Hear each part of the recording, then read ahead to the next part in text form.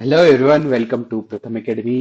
तो एमपीपीएससी के द्वारा जो असिस्टेंट प्रोफेसर एग्जाम है उसके फॉर्म आ चुके हैं और उसकी एप्लीकेशन स्टार्ट हो गई है। ठीक है, यहाँ पर आप देख सकते हैं कि जब आप एमपीपीएससी की वेबसाइट पर जाएंगे तो अप्लाई ऑनलाइन सेक्शन में आपको सारे जो फॉर्म है वो मिल जाएंगे। तो यहाँ से अब हम देखेंगे कैसे स्टेप बाय स्टेप आपको फॉर्म फिल करना है और कौन कौन सी चीजों को आपको यहाँ पर ध्यान रखना है। ठीक है, तो चलिए शुरू करते हैं। मेरा नाम है मयंक माहेश्वरी और अगर आप चैनल पर नए हैं तो चैनल को सब्सक्राइब कर लीजिए। और अगर आप एमपीपीएससी असिस्टेंट प्रोफेसर एग्जाम की प्रिपरेशन कर रहे हैं और पेपर वन जो कि जीएस का पेपर है उसमें अगर आपको कुछ भी प्रॉब्लम है, डाउट है, तो उससे संबंधित वीडियो मैंने बनाया है जिसमें आपको पूरा गाइडेंस मिलेगा कि पेपर वन को प्रिपेयर कैसे करना है। उसकी लिंक डिस्क्रिप्शन में बॉक्स में अवेलेबल है। तो चलिए शुरू करते हैं। जैसे कि आप देख सकते हैं यहाँ पर जैसे सहायक प्राध्यापक इतिहास का ये फॉर्म है।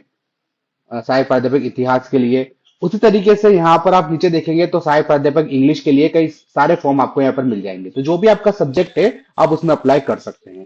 ठीक है, 27 फरवरी से फॉर्म चालू हो गए और 26 मार्च इसकी स्टार्ट की डेट है। ठीक है, तो चलिए शुरू करते हैं। जैसे कि मैं हिस्ट्री पे अप्लाई कर रहा हूँ, एप्लीकेशन फॉर्म के सामने आपको क्लिक करना है। अब यहाँ पर आपको ये चेक बॉक्स है उसको टिक करना है। टिक करने के बाद आप नीचे आएंगे तो आपको एक्सेप्ट पे क्लिक करना है। एक चीज में ध्यान रखिए कि जब तक आप इस विज्ञापन क्रमांक जो दिया हुआ है जब तक इस पे क्लिक नहीं करेंगे ना, आप इस पे क्लिक करेंगे तो न्यू विंडो ओपन हो जाएगा। जब आप इस पे क्लिक करेंगे उसके बाद ही आप आगे बढ़ सकते हैं। उसके बाद ही आप आई एक्सेप्ट पे क्लिक करके आगे बढ़ सकते हैं। तो आप यहाँ पर देखेंगे कि यहाँ पर फॉर्म आ गया है असिस्टेंट प्रोफेसर एग्जाम का। ठीक है, असिस्टेंट प्रोफेसर हिस्ट्री के लिए जैसे फॉर्म है, आपका सब्जेक्ट है, आप उस सब्जेक्ट का फॉर्म ओपन कर सकते हैं। यहाँ पर आपको पीजी का सब्जेक्ट सिलेक्ट करना है, जो भी आपका सब्जेक्ट है। जैसे कि हिस्ट्री की है तो यहाँ पे हिस्ट्री में अलग अलग ऑप्शंस दिए हुए हैं। यहाँ पे आप आपकी जो डिग्री है उसके हिसाब से आप यहाँ पर सिलेक्ट कर सकते हैं। ठीक है, क्या अभ्यर्थी स्नातकोत्तर में ग्रेस मार्क के साथ उत्तीर्ण है, तो इसमें आपको हाँ या फिर नहीं करना है। आगे हम बढ़ेंगे। यहाँ पर आपको अपना नेम फिल करना है, यहाँ पर आपको अपना मिडिल नेम अगर है तो, और लास्ट नेम यहाँ पर आपको फिल करना है। ठीक है, यहाँ पर आपको अपना जो भी जेंडर है वो फिल करना है, बर्थ डेट, ये सारी बेसिक डिटेल्स है जो कि आपको फिल करना है। विवाह से संबंधित विवरण यहाँ पर फिल करना है। यहाँ पर आपको अपना एड्रेस फिल करना है। अगर आप पहले मूल निवासी हैं तो हाँ आपको फिल करना है, मूल निवासी नहीं है, अगर आप एमपी के अलावा किसी अदर स्टेट से बिलोंग करते हैं तो आपको नहीं पे फिल करना है। ठीक है, तो आप ऑटोमेटिकली यहाँ पर जनरल में आ जाएंगे, यूआर पोस्ट में आ जाएंगे। अगर आप मध्य प्रदेश से बिलोंग करते हैं तो फिर आपको यहाँ पर कैटेगरी फिल करना है, general, SC, ST, OBC and EWS. ठीक है, फिर आप यहाँ पर क्रीमी लेयर में आते हैं अगर ओबीसी में, तो यहाँ पर आपको फिल करना है। यहाँ पर आपको अपने जैसे कि सपोज कीजिए मैं ओबीसी, जैसे आपको यूआर में तो यहाँ पर कास्ट का नेम फिल नहीं करना है, लेकिन अगर आप ओबीसी फिल करते हैं, एससी फिल करते हैं, एसटी फिल करते हैं, ओबीसी फिल कर एससी और एसटी में आपको यहाँ पर कास्ट का नेम भी यहाँ पर आपको फिल करना रहेगा। ये एक नया ऑप्शन जुड़ा है इस बार। ठीक है, तो ये ओनली एससी और एसटी के लिए है। उसके बाद आपको अगर आप ईडब्ल्यूएस से हैं तो आपको यहाँ पर पूरी डिटेल फिल करना रहेगी कि आपका जो ईडब्ल्यूएस सर्टिफिकेट है वो जारी किसने किया। यूजुअली जो है नायब तहसीलदार और तहसीलदार जारी करते हैं, तो वो आपको उनका पद नाम लिखना है यहाँ पर। फिर जिले का नाम, जिला सिलेक्ट करना है, यहाँ पर आपको अपना सर्टिफिकेट नंबर डालना है और आपको यहाँ पर अपना जो है किस डेट को सर्टिफिकेट रिलीज हुआ वो डालना है। उसी तरीके से ओबीसी में भी आपको ये सब, ओबीसी में नहीं ओनली ईडब्ल्यूएस में आपको ये करना पड़ेगा।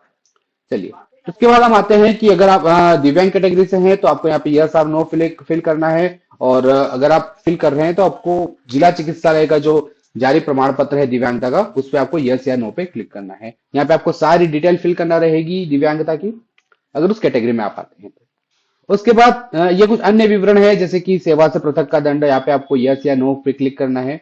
एक इंपॉर्टेंट चीज है कि अगर आप ऑलरेडी सर्विस में है, गवर्नमेंट सर्विस में है, एमपी के मध्य प्रदेश शासन के अंडर में, तो आप अगर नहीं है सर्विस में तो आप नो क्लिक कर देंगे, फिर आपको कोई उसमें आगे यहाँ पर नहीं करना है। लेकिन अगर आप ऑलरेडी सर्विस में है तो आपको यस पे क्लिक करना है यहाँ पर।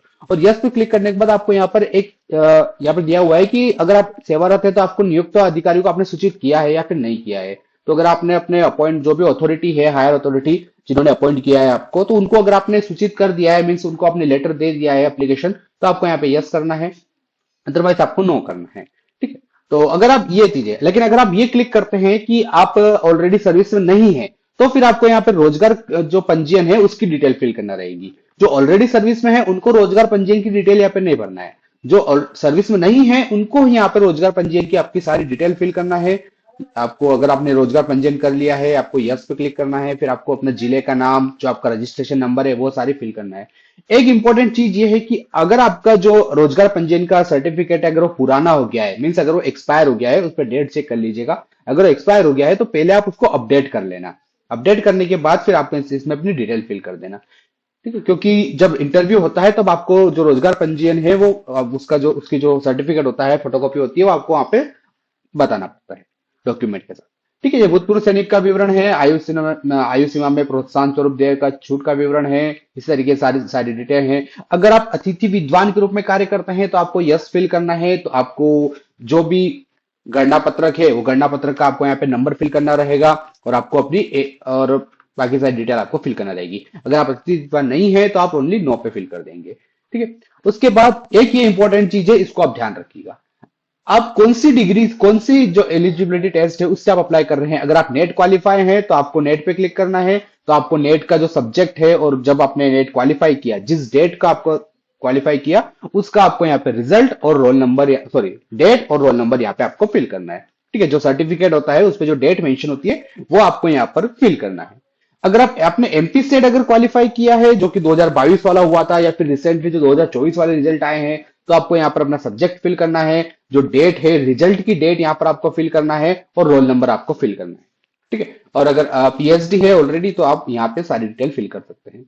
एक चीज ये है कि अगर आप नेट और एमपी सेट दोनों क्वालिफाई हैं तो आप कौन सा फिल करें, ये भी डाउट्स आता है। तो आप कोई भी फिल कर सकते हैं, उसमें ऐसा कुछ नहीं है, डिफरेंस नहीं है। अगर आप नेट फिल करेंगे तो बेटर है, क्योंकि वो नेशनल लेवल की एग्जाम है, तो आप वही फिल कीजिए। बाकी उसमें और कोई डिफरेंस नहीं होगा। हो सकता है कि इंटरव्यू में उसका कुछ वो वहां पर कुछ वेटेज हो जाए, पर ऐसा डायरेक्टली नहीं होता है। बट अगर आप नेट ऑलरेडी क्वालिफाई है तो आपको नेट ही फिल करना चाहिए। चलिए आगे, आपको यहाँ पर अपनी सारी एजुकेशन डिटेल फिल करना है। जैसे आपके 10th की सारी डिटेल, आपके बोर्ड का नाम, सब्जेक्ट जो जो थे, और सारे मार्क्स वगैरह आपको सब यहाँ पे फिल करना है। उसी तरीके से 12th, ग्रेजुएशन और पोस्ट ग्रेजुएशन की आपको यहाँ पे सारी डिटेल्स यहाँ पर आपको फिल करना है। ठीक है, क्या आप एग्जाम सेंटर कौन सा चाहते हैं, तो यहाँ पे आपको 4 विकल्प दिए हुए हैं। 4 विकल्प जैसे लिस्ट है, इसमें से आप 4 विकल्प में से लिस्ट आपने आपको फिल करना है। अब आगे आगे हम देखेंगे तो सेवा का विवरण, ये उनके लिए है। अगर आप ऊपर जाएंगे तो आप, अगर आप यहाँ पर क्लिक करते हैं कि आप ऑलरेडी सर्विस में हैं, तो फिर आपके ये ऑप्शन यहाँ पर ओपन हो जाएगा। ठीक है, अगर आप ऑलरेडी गवर्नमेंट सर्विस के अंदर हैं, मध्य प्रदेश शासन के अंदर, तो आपको ये फिल करना है। अगर आप सेंट्रल गवर्नमेंट के अंदर में, तो आपको फिल नहीं करना है, ओनली मध्य प्रदेश शासन के लिए। तो यहाँ पर आपका जो पोस्ट है, आपका जो कार्यालय है, उसका पता, कब से कब तक आप इसमें थे, और अगर नहीं है पोस्ट में, अगर आपने रिजाइन कर दिया है तो उसका रीजन, इस तरीके से आपको सारी चीजें यहाँ पर फिल करना है।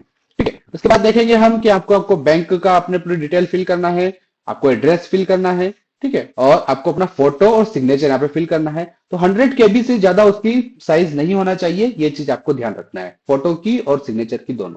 फोटो के नीचे नेम और फोटो की जो डेट है वो मेंशन होना चाहिए। फिर आप यहाँ पे मोबाइल नंबर और एड्रेस फिल करेंगे। इस तरीके से जब आप पूरा फॉर्म फिल कर देते हैं तो आपको यहाँ पर कैप्चा कोड फिल करने के बाद नेक्स्ट पे जाना है, पेमेंट वाले सेक्शन में आप चले जाएंगे। तो ये पूरी एक प्रोसेस है फॉर्म फिल करने की। इसमें जो इंपॉर्टेंट चीज है वो इस पे ध्यान देना है आपको, अपनी एजुकेशन डिटेल के ऊपर, और जो सर्टिफिकेट है नेट का है, सेट का, उस पे आपको ध्यान से इसको फिल करना है। ठीक है, और डिटेल आप वही फिल कीजिएगा जो अगर आपने नेट की एग्जाम में या फिर सेट की एग्जाम में जो आपने फॉर्म में फिल करी थी। जैसे आप एमपी सेट क्वालिफाई हैं, जो डिटेल्स आपने उसमें फिल करी थी, वही चीजें आपको इसमें भी फिल करना है। तो ये सारी चीजें हैं। अगर आपको इसमें कुछ भी अगर डाउट आता है तो आप कमेंट बॉक्स में पूछ सकते हैं। और अगर आपको पेपर 1 से संबंधित कुछ भी अगर डाउट्स है तो उसकी लिंक भी डिस्क्रिप्शन में अवेलेबल है, जिसका डिटेल वीडियो मैंने बना दिया है।